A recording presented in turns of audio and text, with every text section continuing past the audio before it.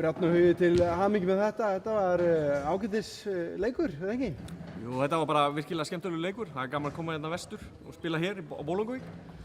Við bara komum hérna og mættum full mannaðir og hérna höfðum betur í dag.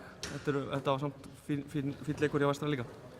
Svona framan af þá áttu þetta nú, svona voru með öruggan sigur svona mest allan leikinn, en þeir sóttu aðeins að ykkur í 3. og 4. leikluta. Voruð þið fann að hafa ykkur áhyggjur? Nei, sko, mín tilfinning í leiknum var svo, mér fannst við alltaf vera með þetta, sko. Frá því í byrjun, mér fannst við alltaf vera með þetta. Við vissum það alltaf, þetta er leikur áhlaupa. Við vissum alltaf að Vestri kæmi eitthvað áhlaupa, en mér fannst við alltaf svara því. Mér fannst við alltaf með þetta bara nokkuð örugt, við vorum að spila bara, við mættum bara fastir, spilum bara fast af öðru. Og þannig vinnur þetta. Og svo var sóknum þetta og við vorum hittur ágætu skotum og það kom alltaf kafli sem þeir voru hittur sínum skotum. En við svörum ég alltaf bara í sókninu og reyndum að bæta upp í þetta í vörninu, sko. Mér leiði allan tíman vel með þetta. Ekki spurning.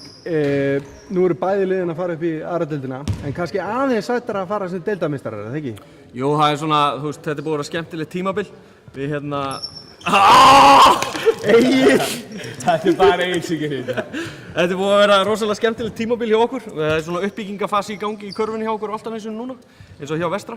Þessi lið eiga það skilið að fara upp núna.